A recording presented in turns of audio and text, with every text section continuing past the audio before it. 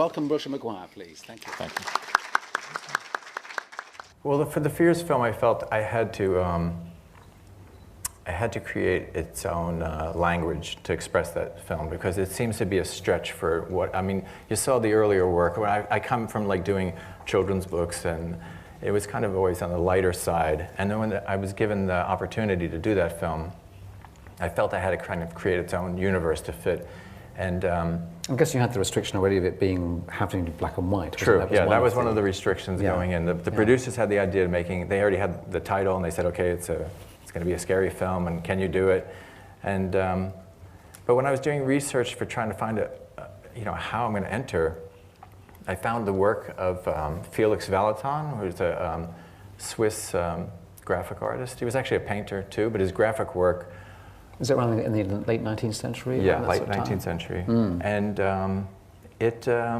he would often do that trick of black on black, like, someone wearing black against a black background. And as soon as I saw that, I thought, okay, I'm going to use that.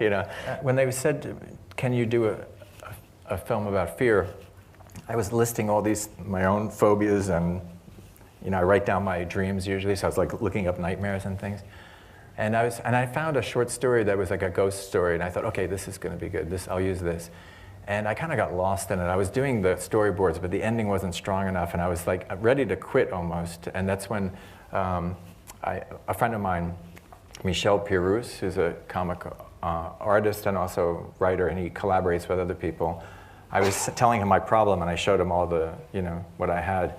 And I was like, I like this. And it was nice to have someone to bounce ideas off of. And so then we started constructing the script between the two of us and acting stuff out as we were writing.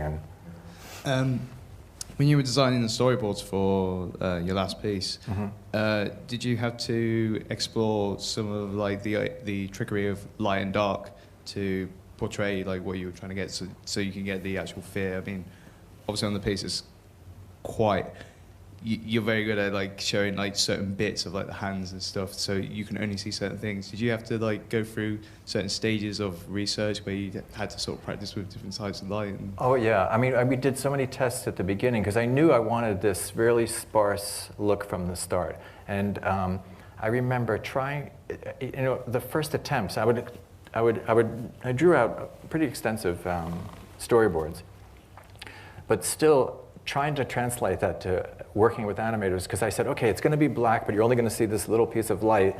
And then they would say, oh, that's no problem, we'll just animate this little window. And I was like, no, we have to animate everything and then turn all the lights off, because that's the only way it's going to feel grounded. And so they humored me and did one piece, and they understood once they could see, because it's really important, especially like that scene when he's first discovering the house and he's walking across from and then you see the staircase revealed.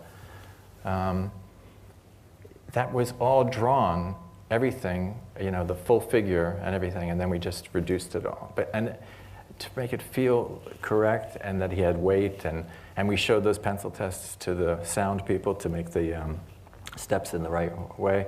And I knew I was going to have that scene where it's totally black, when he goes into the dark.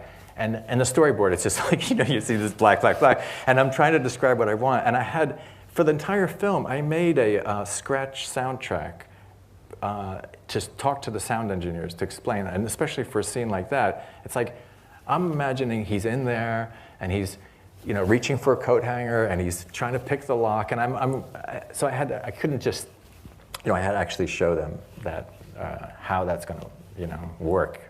And so I hope that answers your question. I'm like rambling here, but no, not at all. I think for many people it will surprise you. It absolutely makes absolute sense that to have the convincing effect that you're really looking through a tiny bit of light to see a bigger, complete setting. That it was all there, and it really feels like it's there, even if it is all like there's that thing. You cannot fake that, really. Can you? When that the one moment where the fire gets really huge and the room lights up for 1 second, then it goes down again.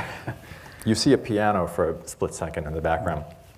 But after he falls through the hole and he's trying to climb out of the hole, and he puts his hand up, you hear this dissonant piano chord, from him climbing out.